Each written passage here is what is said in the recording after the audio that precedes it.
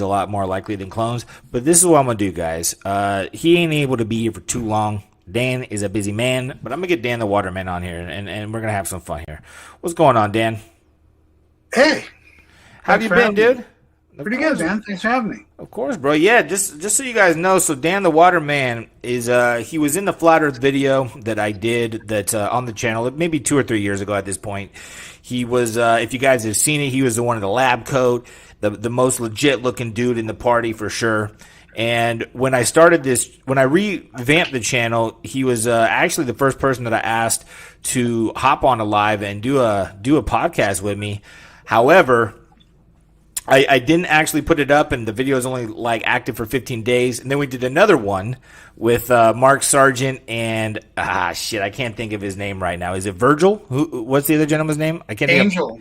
Angel. Also super interesting dude, but it had like some audio and stuff and whatever. It doesn't even matter. No, that was a mess. It doesn't even matter. So you lost the one that we did? That one just faded away? Dude, I did. It was like 3.5 hours, and I was kind of editing it and going through it, but it only is active on the app for like so many days or something like that. And then at the end, and also I can only have so many things saved on the app. So it's either a day limit or it's how many things have I like recorded and saved. So I was trying to do intros and stuff like that, and I think I just out bandwidth the whole fucking thing. Well, but go ahead.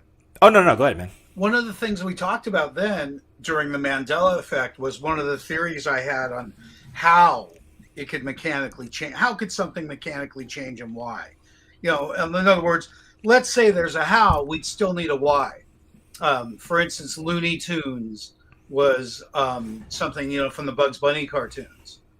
And that was another one of these double O's because of cartoon, Toontown, Tiny Toons, Looney Tunes. Well, today it's spelled like iTunes. And they say it's never changed. And I remember that. I remember you talking about that. Yeah. So my contention is that in translation, just like we're used to translations being both like verbal or written, I think we're in some sort of rendering where we're translating via frequency and even co-creating and rendering as we go. So I think that whoever is translating the realm you and I are sharing at this time went to check on the phonetics of tunes because it was a verbal translation. And when they looked, TOONS was not a word because that's a contraction. So it's my theory that who's ever translated this world into what we think is physical, the manifestation we think is physical, didn't know, wouldn't have the double O reference, wouldn't be there. They wouldn't get it, that it's like cartoons. It's not funny to them because it's mechanical in nature or foreign in nature. And the same thing with the sword and the stone. For the sword to be in an anvil today, it's ridiculous. You know, it's just ridiculous. But I couldn't stop there. I had to find out why. So I looked it up, and an anvil used to be made of stone. So whoever translated that today, which is depicted with a big metal anvil, just like cartoons, who has ever changed the translation didn't know we were out of the Stone Age. They had no idea we were out of the Stone Age. So I'm just looking for a reason how something could get left behind in translation. Just like that post office game or something, where stuff gets just literally left behind in translation. So I'm just doing a little bit of research here, and I'm with you. I think the whole tunes, Looney Tunes, cartoons, it would make a lot of sense to have it be TOONS. And my only thought is, it would have been called Looney Tunes because it was based around jingles and songs and short videos that had songs behind them. It says here, why did they change Looney Tunes to Looney Tunes? And it says it was originally a series called Merry Melodies and Looney Tunes. Correct. So that's my only thought. It's possible. All right, let me throw you for this. Go to Do Google, it, please. Go to Google Images. Okay. Look at the back of the DVD of the film Space Jam. Okay, so and their credits spell it as I recall it. So it's weird because you start talking about residual stuff, and that makes even less sense than the change. If it changed, it should have changed. There shouldn't be any residue. There shouldn't be residue at all. So it's weird when you come up with residue, it fucks it all up again. Do you think though that because I'm trying to look at it right here. So you're saying on the back, oh, this is like the new Space Jam. We're looking at the older Space Jam, right? Yeah, and look for the biggest image, and you'll see the back corner. It says TOONS, just like we recall. So there may be a moment of transition. I hate to throw this in the loop, but you'll probably appreciate it. That's what's kind of fun about you. 2012 could be a moment in time where things got changed. You know, things changed over, and they were subtle. Things like that, subtle things like this. So what is 2012? What is the significance? The end of the Mayan calendar was December 21st, I think, 2012. And it's unusual that a calendar might just end that went that far into the future. I mean, they didn't just get lazy. They marked it as a sort of like an end of times, although that's also a misnomer because it's also a change of the age, like the age of Aquarius on the, based on the Earth wobble. So a change in the age, a change in times, it doesn't mean the end of times. A change in times doesn't mean the end of times. Change is inevitable, right? It's the only thing inevitable. And one thing that I saw recently, I hadn't watched the documentary in a really long time, but have you seen Zeitgeist? Yeah, I just rewatched it and I got hassled for reposting it. Dude, that and Loose Change, right? Loose Change is about 9/11, and Zeitgeist goes over, at least the one that I'm referring to. I think there's like 2 or 3 of them.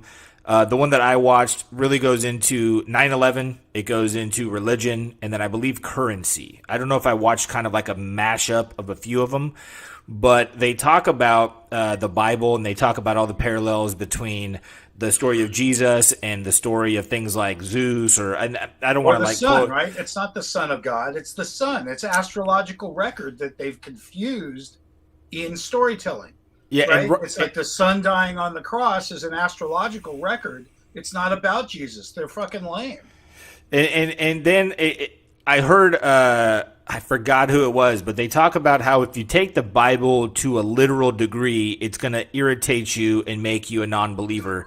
But if you look at it in a mythical way, and it's telling stories translated into ways where we can understand, then it's almost like if you try to make something very, very, very specific, it can't relate to everything all the time, but if you make it a little bit more vague and you use more mythical type things, it's more relative to everybody and it could be related to and so forth and so on. However, one thing that was in the Zeitgeist documentary that I thought was interesting is for the past 2,000 years, we've been in it's before the age of Aquarius. I think it's 2000 to 0 to like 2400, the year 2400, we're going to be in the age, and it's represented by a fish. Do you know what it's called by chance? Like what age we're in right now? I never paid attention. I know we've been moving into the age of Aquarius for a long time. Yeah, so the age of Aquarius starts in 2400. And every 2,400 years, we change. Okay, so it's Pisces. Good looking out, D's enlightened. You're the fucking MVP of the moment. So the age of Pisces, and it's represented by a fish, and that's why in the Bible, he was, the story of the fisherman, and even like Christians or Catholics, I forget which one, but their main symbol is a fish. You know what I mean? And we're moving into the age of Aquarius, and one thing about the age of Aquarius that I've always heard is that's the moment of like true enlightenment where human beings will enter the 5th level of consciousness and it'll be a whole nother existence on the planet. Have you ever heard of the levels of consciousness and things of that nature in the age of Aquarius? I know when it comes to measuring levels of stuff, I'm usually way down there. What? So, no. Like your testicles? Yeah, like chakra levels. I usually get measured down at the bottom. No, I did a video on it, but basically it talks about how there's different levels of consciousness, And the lower, like the consciousness level that most human beings occupy right now is very easy to manipulate. And I was doing a lot of research on the lizard people theory, the reptilians. Is that something that you're into? I'm trying to find something we could converse on for a minute here. Not, you won't get me. I mean, I could give you a list of stuff I don't buy, and then it's sort of interesting to try and see why people don't buy something.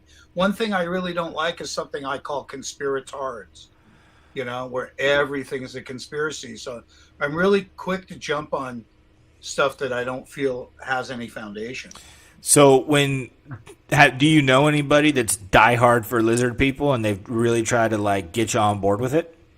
Kind of, yeah. What was the I most? know somebody who's into it, but I know he's into it more than he's pushed me on it.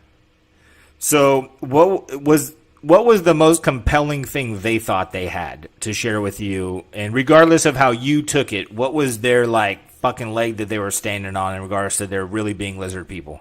I never heard one, really. I never heard one. I mean, Condoleezza Rice is the only thing. If you're trying to talk me into it, Condoleezza Rice. So if she's one, they're all it. I don't know. See, so I'm working on this video and it'll be up sometime. I'm actually going to try to film it after I do this.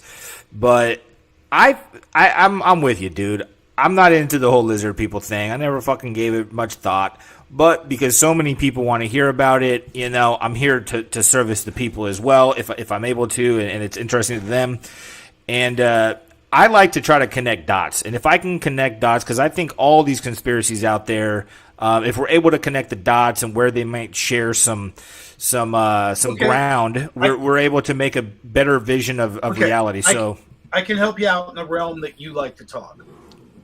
If they lived here, just like reptilian people or aliens, or let's say you went to another world like Mars, or let's say you were secretly in charge.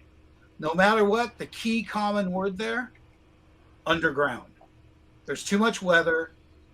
Obviously, the mammals had to go back to the sea at some point because it was either boiling or freezing, and there was there was temperature, that they could survive there. So when you think about anyone that habitated anywhere, you got to be pretty ballsy to build above ground to begin with. And that's actually, so I was doing some research and I was trying to figure out how do I connect some dots. And the origin, the furthest back I could find any kind of publication that referenced lizard people was a gentleman named George Shufelt in 1933.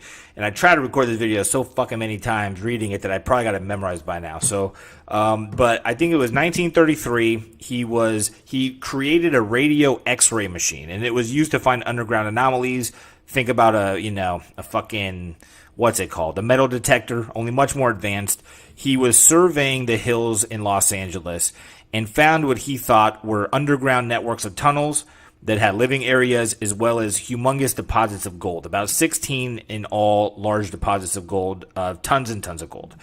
And he wanted to learn more about this, so he was taken to Arizona, where there was a very educated Hopi chief that went by Chief Little Greenleaf, who told him that there's stories going around in their tribe, for years and years and years, hundreds of years, that at one point there was a reptilian race that inhabited and controlled the population at large, who controlled the planet.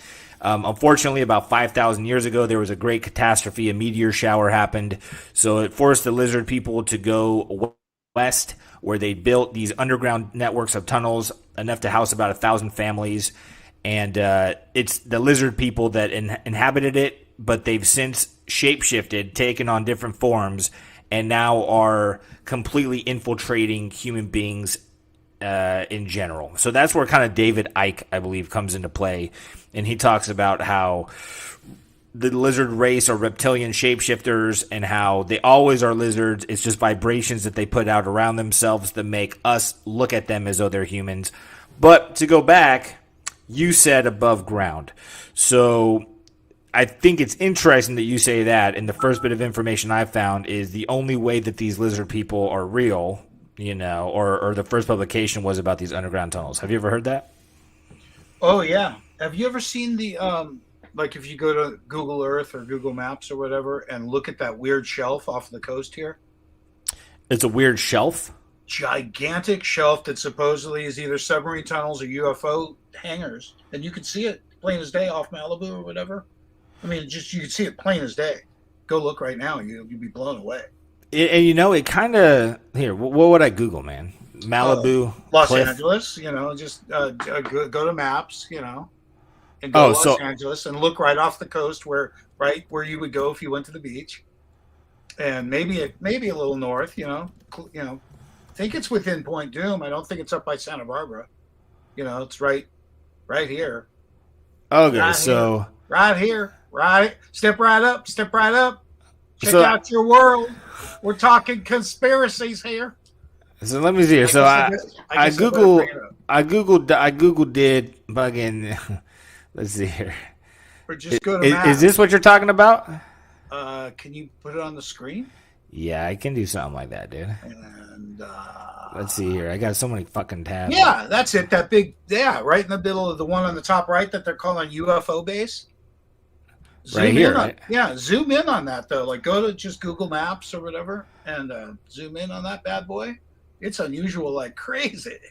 Okay, dude, that is kind of weird, man. That is kind of weird. It looks just like a parking garage, man.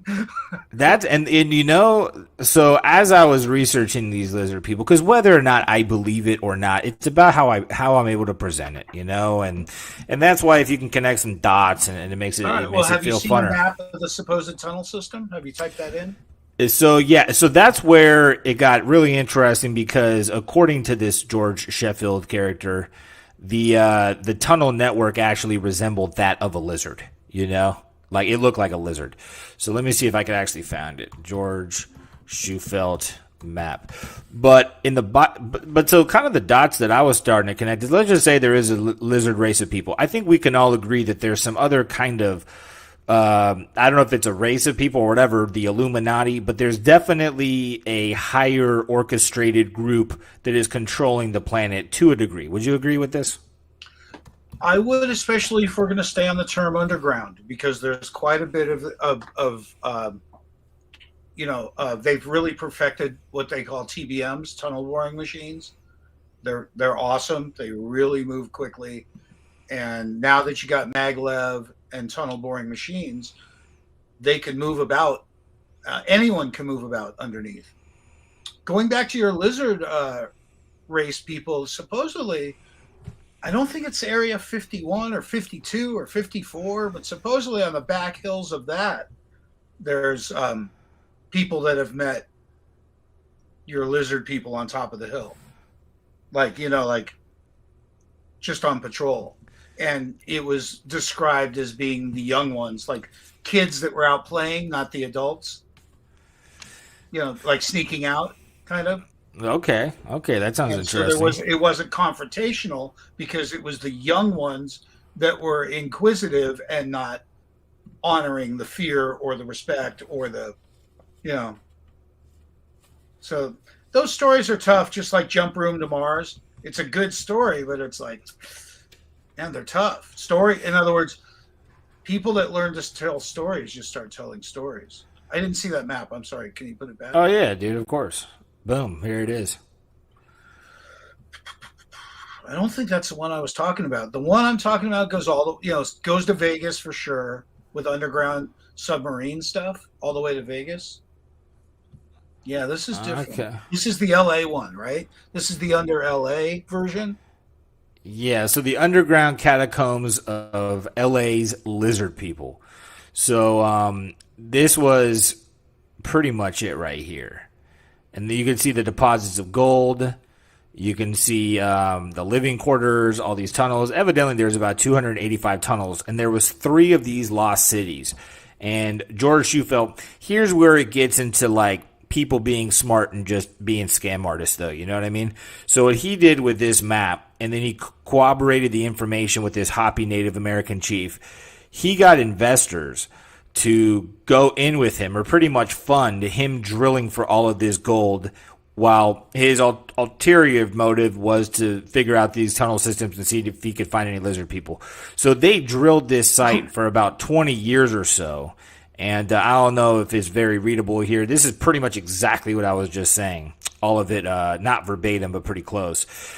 And so after like 20 years or so of drilling, in 1957, they had to stop. The money dried up. Newspaper stories vanished. And that was it, and George Shufelt died. And nothing was ever discovered. No gold was ever found. So it could be a great story for this guy to be able to drill for gold. Or, but so when I was trying to connect dots, though, just to make the story interesting, I kind of equated it to the whole Anunnaki theory of a race greater than humans, of higher intelligence, that had something to do with creating humans as we know it, or human engineering. And then I kind of looped that into the Bible. Have you heard of the Nephilim in the Bible? Yeah, definitely. There's that's, I believe, the descendants of the original people that made us into hybrids, like bred with whatever was here. So that's pretty much, so the Nephilims are the sons of God, and at one point, the sons of God, which were more spirit than flesh, started marrying the daughters of men, which were of flesh. That's it. Let's just blame chicks, right? And this they were too good looking, Human women were too good looking. Get a burqa, or just don't come out. Just bag that up. You're a distraction. I'm busy. I'm working. So God, that's when God had the flood happen. He was like, I can't have this. I got to start all over again. And Noah, why don't you just go ahead and build this ark to save humanity for me? But it's interesting because that's the same story as the Anunnakis, where the Anunnakis had to engineer human beings from chimpanzees in their own DNA. And once the Anunnaki found the Homo sapiens, which we are, attractive and started breeding with them, the Anunnaki realized this is some dangerous shit. We got to end it right now. So there is parallels there. And like I was saying, if we're trying to connect dots to make something reality, if the Bible is a book to try to help us understand, even when they say God created the earth in 7 days, there was no such thing as days when God created the earth, if that's the case. They're just using terms that make sense to human beings so we could relate it, right? Maybe it's all telling us a story in its own terms, and the ultimate story is the lizard people, man. Maybe it's all lizard people, dude. I don't know. I mean, maybe the lizard people evolved. I mean, maybe just the idea of evolving is something the humans think about. Maybe they're already in their final form, and it's just funny to them to hear humans talk about evolution. Do you believe in evolution? Not even close. Not today, or what? Not even close. I mean, there's adaptation, but there isn't, species don't come out of other species. Even with mutation, there would be no reason genetically for it to begin to breed that way.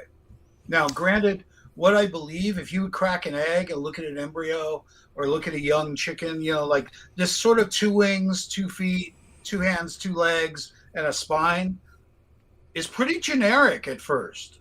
And obviously the DNA assignments make assignments, like your finger length and your skin color. And I think there may be a common ground, kind of like the black goo of things, There's a, can I send you a link? Is there a back chat here? Send you a link?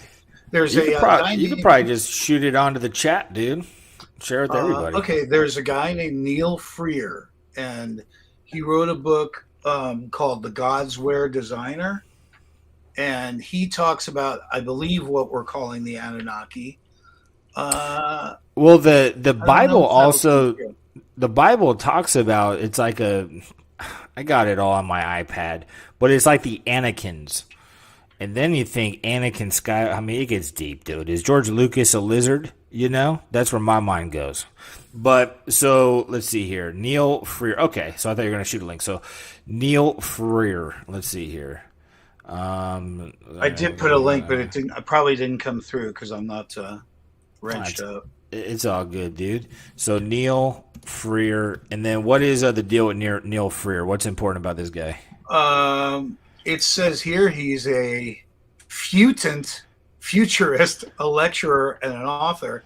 And what back in the days when I used to record the radio on cassette tape, I made a tape called "The Gods Wear Designer," and he talked about I think it was a planet getting trapped in our orbit, our sun's orbit, and them mining the gold for shielding so they could somehow break free of the orbit, and they needed labor, and they bred us for labor with themselves. So it wasn't just out of lust. So that's pretty. Wasn't out of lust. So. How about this? Man, I'm about to piss myself, dude. I'm gonna keep it real with everybody here. Dan, why don't you do this? Why don't you talk for like 1 minute about something fucking gnarly, dude? You're more than able to do that. You're the dopest person I know to talk to. Right, give me like 1 minute, and I'll be right back. Thanks. All right. Well, the way Jerid met me was as a flat earther, so I don't need to give a huge flat earth pitch here. I just want to sort of get the laughter out. Everyone that laughs at flat earth, it's pretty funny for them. They've never checked it out. It's been harder and harder. We've been censored. Just want to remind everyone it's not a belief. A belief system's pretty lame. As a matter of fact, I just made up something. What I said, if you believe in a theory, it may never become a fact, and it won't have to. If you stay in the realm of belief, that's faith-based. So I don't believe in flat earth, but I can't believe in a globe. I've looked at it. I've looked at what I can observe and what I can measure. Real science is observable, measurable, and repeatable. And a globe would have things that we don't see here. And the idea of axial rotation is ridiculous. You look at flights, and the idea of actually flying against axial rotation or landing on a north-south runway is preposterous. Look at real world weapon systems, targeting, and think of the word line of sight. Because if people really think boats go over an edge between 7 and 10 miles, it doesn't explain how they can see further than that. So just want you to know your own line of sight will tell you. And flat earth isn't a silly thing. The word is, I don't have proof of where we live. As a matter of fact, a lot of physics breaks down when I look into it. So I'm challenging physics in itself. I'm challenging some of the powers that we don't know about. Even energies like what I call like love energy, and it's really powerful when you leave the house and you got your shit together and you go, man, life is good. So the energies that you create yourself, people are very, very powerful, and that's what they aren't telling us, and that's the biggest conspiracy, is that you're powerful and there isn't a limit to what you can do. And some people are fantastic, and unfortunately most of them are pricks because they know they could lie and it doesn't matter. So the people in charge are psychopaths because they know they don't have to care. Technically, I don't stop there. I always want to know why. And my theory is that they know that we get wiped out, just like the flood. And my theory is that if there is a zodiac, which represents 26,000 years and several ages, that halfway through that zodiac in 13,000 years, you're going to find possibly what I might describe as a pole shift. And with that pole shift, we'll get wiped out. The odd thing is if you type in 13,000 years ago, those words, 13,000 years ago in Google, you'll find that 12,900 years ago, everything got wiped out. Some cataclysmic event, maybe one of them dinosaur wipeout things. So my point is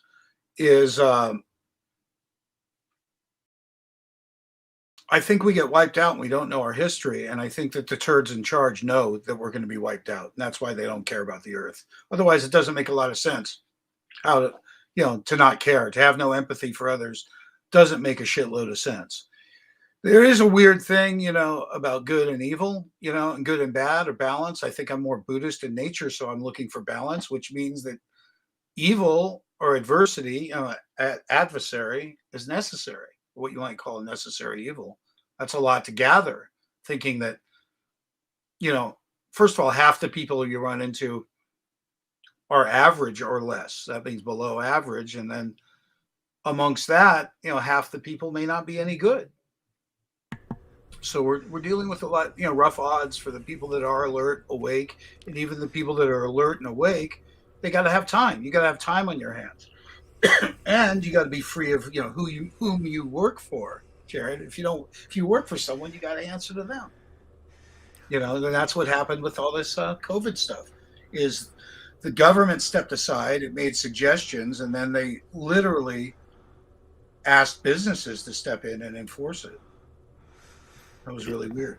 Yeah, dude. So I'm just chiming in on here right now, but there's I'm gonna get some water, but I'm listening. A few things, man. People are loving your cat, Dan. They want to know what the name of your cat is, unless you don't want that to be public information. But they want to know what's the name of the cat. Okay, Dan will be back. It's Dan's turn to take a break. So, looking through the comments here. So, guys, we were talking before, and I'm not exactly sure what Dan was talking about. I'm sure it was fucking rad. But it says here, how would you connect your flat Earth experience and simulation theory? That's a fucking excellent question, man. That is an excellent question. If I can't find borders, if I can't prove the borders, that's because it's not physically here. I mean, think about it. How much resource do you need? Eventually, we're going to have some resources that are of enough live capacity to convince people it's real, to go down to the bottom, go back both ways around Antarctica, and find out if you're looking at the mileage. Find out if you really went around a continent or if you went around the world. Pretty easy to figure out. Can you meet?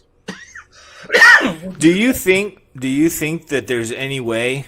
Okay, let's just say we're in a simulation. Why not? We can't really disprove it, so let's just assume it. Is the creator of the simulation in tune? Are we free thinking, or are we only thinking things predetermined by the creator? That's the first question. It seems we have some manipulative room within. I think it's almost like a game. Remember the early video game that you could make a wrong move, like you went left to right, you could make a wrong move, but there was only one end. Even though you had all these options as to where you might go, there was only one ending, kind of like a maze. It was a maze, actually, I think. I can't remember the name of that game. But it seems that... The Labyrinth? Maybe, yeah. If there was a CD of music, and you and I both have it, and that was the way things are, that was the way life is, you and I may be accessing different points in it. For instance, let's say there's fate. So we're only moving along a pre-written story if it's in terms of fate. So do we have storyline limit options and limitations within the set fate is interesting. Also, you see me making the mistake of using a linear motion because we think time is linear. And it's just the way we sort of see time as linear. And it's kind of lame, if you're going to get heavy. Do you think that there's any possibility that the simulation was abandoned by the creator and it's just all hell's broken loose and now it's up to our own devices? You're breaking my fucking heart. I never thought of that. I mean, well, there's a quote. If God is real or if God isn't real, both are terrifying as realities, right? It's kind of crazy to think, well, I don't know if everyone believes that, but if God isn't real, that means we're really just here to our own vices. And if God is real, then it was all created and there's purpose behind all of it.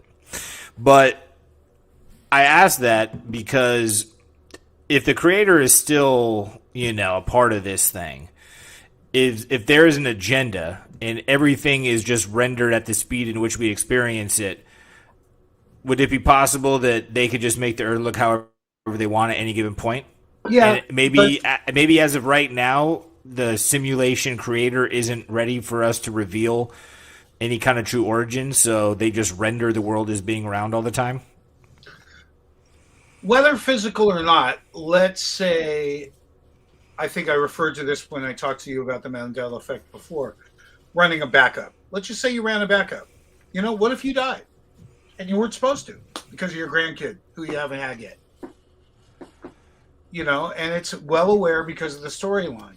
So imagine literally what we call God or powers that be, whatever that is, literally pulling from the backup. So the question is also, evolutionary speaking, or even for fun, wouldn't you have several? Let's say we were breeding kittens. Wouldn't you have some over here and some over there? And wouldn't it be interesting to see how some lived on their own and how some lived indoors and some lived outdoors? In other words, the great experiment may be one of many. It's just interesting to see how we develop. The silly thing here is how we're so riddled with species and varied plant life, and how it seems prior to human there's a lot of balance. There's abundance and balance. That's trippy. I don't think we fit. I'm pretty sure that the God's Wear designer or the Anunnaki theory shows that we don't fit. Plus, we're confused with our mental, conscious and subconscious, because that's the spirit and the animal. And I think when you get good and you go through your lives, however many lives you have to, you transcend the physical. I do think this is a learning place. I do think it's special. I do think, you and I are living in miraculous times. Your fucking phone is a miracle in the quickness that it hears me and shows me a response beyond belief. Yeah, So dude. it's beyond If people 100 years ago were told, even every now and then, it's a trip to me. Anytime I'm on the freeway, and I drive a Camry at the moment, and I'll see like a 1980 Camry, and I think, damn, in 1980, that shit looked space age. You know what I'm saying? And then I look at cars that currently look kind of space age, these newer electronic cars, and it's like, man, just imagine if people that lived 100 years ago, what the hell would they even think if they saw this shit? You know what I mean? Like, or what would they have thought if you told them, yeah, man, we're gonna have these little you couldn't even explain it. How would you sell to them in terms of they even understand? A rectangular object that you hold in your hand that you can see people wherever on the planet. Like, we're definitely living in a fucking crazy time. And to go back on the note, you were saying that how humans don't fit. I have heard things about how the fact that we stand upright on the planet, and it's bad. It's like we weren't really designed for it, because of gravity and all these things, or whatever force that may be. It fucks our backs up, and we are out of place somewhat, right? I mean, there is some scientific evidence that proves that human beings are not the best adapted creatures on the planet. Is that not true? Yeah. I mean, we have no weapons, right? I mean, do you know why we're a superior hunter? It's because of our ability to sweat. And we can essentially outrun nothing but walk all day. And most other shit will crap out before us. So that's why we're the top predator, because of our ability to sweat. I assumed it's because we made weaponry, because just a human with their hands, I don't think I'm beating up a bear and eating it. You know what I'm saying? Or I don't think I'm going to beat up a fucking elephant, but I could shoot it if I really want. I wouldn't, but I could if I wanted to. Yeah. So I think our intelligence is our best weapon, isn't it? Like, to be able to build tools and be able to build weapons, and without those, we would be far inferior to most fucking creatures. To be honest, though, I mean, like if you look at the buffalo kill in the United States or something, or you look at the plains of Africa, the abundance is ridiculous. We don't even need to be hunters. There'd be dead shit on the ground everywhere. We could scavenge all day long. Literally. Yeah, I mean, there's just so much abundance. Think about where we live. There's still deer and mountain lion and shit, rabbits, and abundant. I often think about that. Like, human beings, are we the most evolved species, or are we the most ignorant species? Totally the most ignorant. Totally. Because I look at my dog, man, and my dog, like, we can all look at my dog as it's an animal, and it's not on the same brainwave as us, and that's a bunch of ego talking, I guess. But like, he looks like the happiest creature on the fucking planet, just to be around anything that cares about him. You know what I mean? And it's like, he knows where the water is, he knows where his food is, and I think that we've made it so complicated as human beings that the only thing we can do now is just figure out ways to fucking cause conflicts because it's interesting to some of us. You know, it's like let's just put it in the idea that God created us. You know, we need to eat, so He put food everywhere. It's hanging from fucking trees. It's dying, like you're saying. It's on the ground. We need water, so we made 75% of the planet water. You know, we also need oxygen. So oxygen is literally fucking everywhere around us. And anything beyond that is just us complicating the fucking matter. That's how I look at it to a degree. Is that the cat right there? People were asking, man, what's the cat's name? Cat's name is Tiana Ortiz, kind of like Tito Ortiz. Okay. You know, the UFC fighter? The fighter, yeah, exactly. So I gave her a last name. She's got a Mexican name. And believe it or not, one of her favorite things is to be beaten. Yeah, I don't even think your camera's picking up how fast that is, dude. It's like pretty fucking quick how you're beating the drum on his head. It's like a paper towel roll or something, right? Yeah, she digs it. I usually just use the empty roll. I mean, I didn't have an empty, but she likes the cardboard, and I, jam it up in her her like ear like this. And get her here there. Yeah, So I don't want this video to get taken down because of animal abuse. No, I'm just kidding, dude. It looks like she's loving it, dude. She loves it. But now I'm with you, man. And I don't think it was ever God's intention for human beings to have this level of intelligence and fucking this level of ego. You know what I mean? Yeah. All right. Dan is in Catland now, guys. Once he starts playing with Tito, it's over. They asked. But I don't know. There's a lot of theory behind the whole metaphorical value of the whole apple and the serpent. And that was another interesting thing to me, that in the Bible, the devil takes form of a serpent, of a reptile, and how ancient civilizations have statues, like the Ubaid civilizations made statues of people, mainly female bodies with lizard heads, you know? So who fucking knows? But eating that apple metaphorically is man's first attempt at ego, because God said, don't do this. And humans thought, I know better than God, so I'm just going to do it at the persuasion of this reptile. And that's when consciousness came into full effect and we were able to realize that we're naked. And now all we have is problems to fix, as opposed to the creation to appreciate, because now we know too much. You know, that's my interpretation of things. What is the name of that theater that has that weird snake design in it? The theater? The man's like Chinese theater? No, it's a religious hall. You're talking about the Vatican. Yeah, how the Vatican it looks like a snake. Even like the term Lucifer is just light. But I'm like, no way. They're really sitting under that? I'm like, no way. It's all fucking crazy, dude.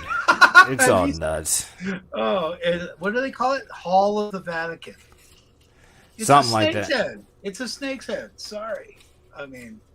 Yeah, I mean, that's why, like, anytime I'll tell certain people that I believe in God. You know, that's my personal belief. Whether I don't know exactly, I just believe in the higher power and something that created us, because I don't think I evolved from a fish necessarily.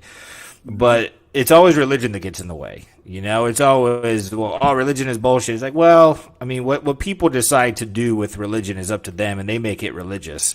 I don't think God intended for us to be going in and making Joel Osteen a billionaire by giving him money to buy private jets and shit, and you know, all these other negative things that religion does. But it's just a great tool, you know, and that's why you have to separate the church and state. But the church and the Roman Catholics, I believe, still run the earth. Isn't that right? The Jesuits? Is that who's doing it? I'm pretty sure that just like military would fight for different military funding, different militaries, pretty sure that everyone is fighting and that there isn't one body in charge. I think things would be easier if it was, but there's just people stealing room wherever there is. But wouldn't it make it easier for one person or one group to have total control if everybody else was too preoccupied trying to control each other? Who's the leader of the U.S. intelligence agency then? I mean, that's a Well, rotating reality. who's the appointed leader? Yeah, who's the figurehead, right? You That's the know? problem, is we want to follow so badly, huh? I was actually thinking yesterday, like, why do we need a government? If we were intelligent, couldn't we? Because whenever I've heard that argument of why does a government exist, it's always, well, what are you going to do about railroads? And how are you going to, what about police? And what about what about firefighters? And what about all these things that demand some sort of funding? But wouldn't it be just kind of cool if, as people, we band together and made our own communities where we grew our own food and we all pretty much donated ends and bartered goods for other people that would be appointed and, being police officers? And there's a lot of cities and states that just run off of a volunteer system, you know. But I thought, man, it'd be kind of cool if we could just live in a society where everybody band together and helped out, because I think the government is the cause of most of the conflict. I think most people, when you walk around, you don't get into major arguments that feel threatening until something that the government is in control of comes up, or something political comes up, or something the media puts out comes up. Realistically, bureaucracy happens no matter what. It takes years for programs, and the people in charge are no longer there anymore. I think if you and I ever wanted to study something interesting, I'm just kind of noticing that if my grandfather made pizzas or candles or something, you'll find that the next generation carries it on, but the third generation drops off like flies. Like, they don't have the same direct connection to the original energy. The grandkids aren't the same. They didn't see their grandfather build it. The kids did. And I think there's just a natural deterioration of that energy. Like, at first, tradition's great, and then it just goes stale because of what's going on. I think I might have told you the story of the family of candle makers. And the youngest boy comes up and says, Grandpa, look what I made. He says, what is it, my boy? And he says, it's a light bulb. Of course, he smashes it right away. He says, you schmuck. We make candles for a living. You can't, so to break the status quo is hard. You're going to find resistance because it is what it is. Look how long it's taken for LED lighting to come around. Because you know about the light bulb conspiracy with GE and Osram and I think Bosch, the other one. I don't. I haven't heard of it. They stopped at 1,500 hours.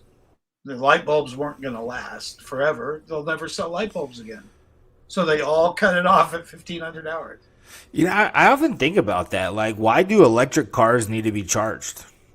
If they have wheels, and if we can harness electricity from windmills, and we can harness electricity from putting a wheel-like apparatus, windmill-type thing in a flowing river, because the circular motion is able to charge a gear or something of that nature, why can't electric cars just charge their own batteries, They do with braking. Well, they have rejuvenated braking, I believe is the term. But, like, wouldn't just, once the wheels start spinning, couldn't they harness at least power from two of those wheels? It creates drag. Do you remember the old, you probably don't. We used to have these little generators that attached to our 10 speeds and made a light run. And the wheel went against your wheel, and when it got older, it created quite a bit of resistance. It slowed you down to have your light dragging on your wheel, So eventually you create drag. When you literally are sucking energy off your forward motion. Literally. Okay. That kind of makes sense. I'm not mad at that. It's got to come from somewhere, right? It's got to come from somewhere. And so, is there a light bulb that could actually harness solar electricity? Like, is there a type of bulb that if you put above solar panels, it would give it power? Well, of course, there's glow in the dark. So if we worked with glow in the dark technology, it might literally just absorb enough light during the day to put off light during the night. Right now, we do it electronically with circuits and battery storage. But what's happened in the past 15, 20 years with LEDs is there's a lot less energy use, so you can get more done with power. Someone wrote here, why can't we make a solar car?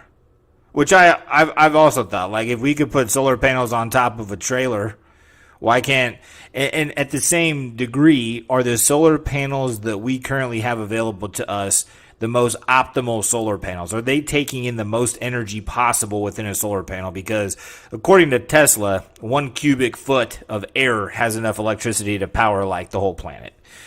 So I don't know. I just look at it like, because there's a huge push right now to get everybody onto electric cars. It's like a big thing. All the federal government vehicles now have to be electric by a certain year. And with gas prices being so high, you're seeing more and more people bragging about how it's so cheap to fill up an electric car with electricity. It's like $3. But there's a huge push for it. So is it just a matter of changing us over from fossil fuels to electricity? There isn't enough electricity. There isn't enough. They still make 65% of our electricity nationwide with coal. Are you fucking kidding me? And that's because do you think that because the technology doesn't exist, but the idea that the sun creates enough electricity for everything to work over a million times over, do you agree with this notion, or do you think that that's bullshit? We're used to abundance, so we don't work with efficiency. Even like today, I bet you still leave the water on while you brush your teeth. That's absurd if you lived in Africa or something. Absurd. But we grew up with water, so we don't think twice about it, right? You turn on the water, you brush your teeth, you spit it out, it ran for the minute, you didn't give a shit, right? But think about that level of waste that we grew up with. I mean, it still happens all the time. You know what I mean? You leave it on while you brush your teeth, right? Yes and no. I actually, sometimes I brush my teeth in the shower, So, I mean, I don't turn it off in the shower. But, so, only because I know you were on somewhat of a time limit here, and I'm trying to stop this in a minute here. Someone asked the question about humans being wiped out. Do you think that there is a cataclysmic event upon us that is going to wipe humans out in the near future? And if so, what's your best guess on how far out we are from that? Well, look up 12,900 years ago, and you'll find the cycle that I think exists that would have to do with polarity. Although it's all speculation, and I just like having an original thought. But I was surprised when I typed in 13,000 years ago and found that there was. So if my assumption is correct, the people in charge don't give a shit because they know we don't survive. Also, circling back to our conversation, if we're going to survive, you better be underground, right? It is very. I often like movies. I think it's like 2012 or those movies where they, the Earth's about to end and certain people have access to like either a submarine or a fucking spaceship that takes them up. I do think that rings extremely true. If that's not predictive programming, I don't know what is. I definitely think there's something to that. And solar panel. What are we talking about? Someone asked, we're talking about so much Dom 760 that you're going to have to just watch it once it's posted on YouTube and make notes, man. And you can tell us what we talked about. You know what I'm saying? But Dan, on that note, dude, it's always hard to end it with you, dude, because I just enjoy talking to you so damn much. Well, let's do it short. That way we can pop on. We don't have to make a big deal and try and make it dramatic, Yeah, but not. Full time, I'm usually around. It's just fun, dude. It's always fun. But hey, Dan, I appreciate you being here, man. Let's do it again sometime sooner than later. And then, yeah, dude. Anything you want to part on, man? Anything that you want to throw out there? You working on anything? Anything where people could go check you out? I don't feel like pitching much, but if you want to check me out, I'm Dan the Waterman on YouTube, Dan the Waterman on Facebook. And I'm trying to sort out all this flat earth stuff, so... amongst it's ruining my life, you'll find me with pushing flatearthanonymous.com. Right on. Well, hey, flatearthanonymous.com, guys. Dan, the Waterman, I appreciate you as always, dude. Have a great rest of your night, and I'll see you sooner than later, brother. All right. Nice to see you, man. It really is. Definitely. Likewise. Peace.